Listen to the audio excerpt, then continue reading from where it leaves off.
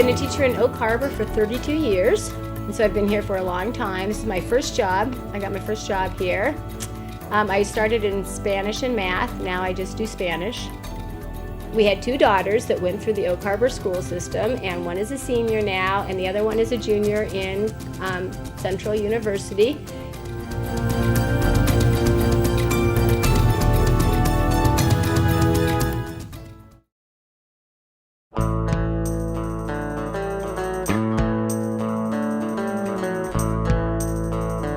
I took teaching as something to fall back on in case I couldn't get a job interpreting or working for a company or something like that.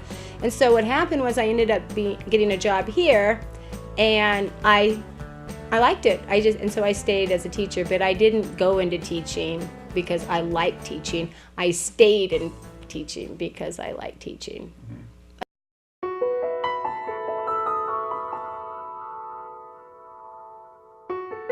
Teachers that were the most impressive to me, or where I learned the most, were those who talked to you like you were at the same level as them. They didn't talk to you as a student. They talked to you as, wow, can you believe this happened? And what, I like that. I try really, really hard never to talk to my students as if we weren't equals. I always believe, I don't care how old you are, we're equals.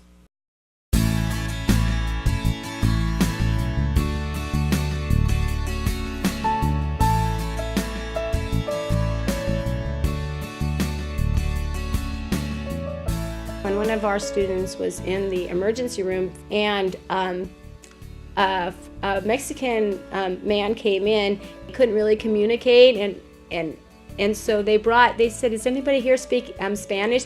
So they bring her in from the waiting room into the emergency room, and she translates, who are you, where are you from?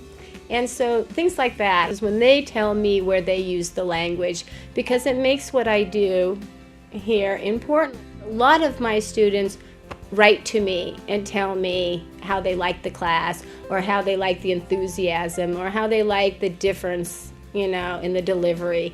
But I get that after they're like 20 or 21, and I often say, you'll thank me for this later. You may not thank me now, but you'll thank me later.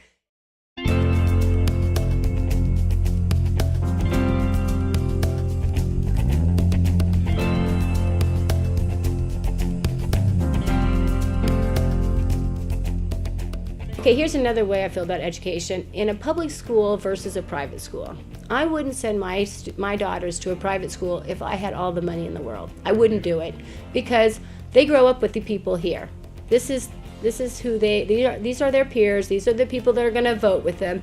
And if I find that there's a problem in the school, then I need to help fix it. But I don't want to take them out of the mainstream, because they're going to be put back in the mainstream. And I'd rather have them work with the school, make the school better. I always tell them, you don't have to like it, change it.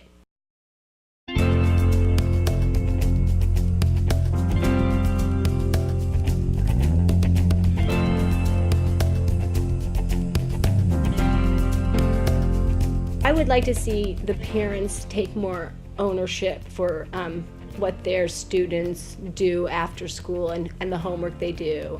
And I would like them to take a little bit more ownership on having their students, arrive on time and be polite. I'm a parent, and it's hard. It's hard to be a good parent. And I just think people aren't taking it seriously, or weren't being responsible for their parenting. And I think if they were, the system would work a little bit easier. I mean, some students actually say this to me. Oh, my parent says he doesn't want to hear that because he can't understand it.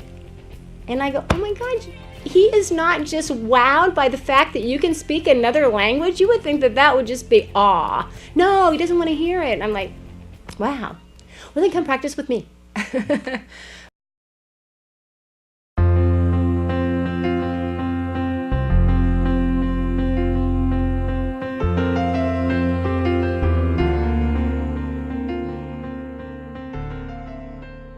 I always tell the students that I'm not here so that you get a credit and you can go to college.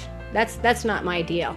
My deal is that you learn to speak Spanish so that you can go out and travel around and really get to know other places and bring those ideas back to the United States and better the United States that way, or just have a more open mind to other things that are out there. And so I always try and tell my students to get out of the United States and travel around. You get a way better perspective of what your own country is like looking from someone else's country. And in my class, it's really not what you say, it's how you say it in a language, you know. It's how you communicate.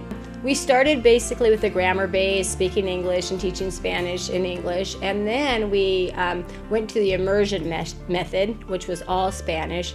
Today we're still in the immersion method, but now we use stories. We tell stories, and we change the stories around to the different perspectives, like I did this, and you did this, and they did this. But they're stories now, because we were always missing the talking element.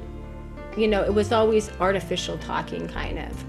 And so now it's more inventing stories and telling stories and letting the kids take off with the stories, and you're just kind of the guide.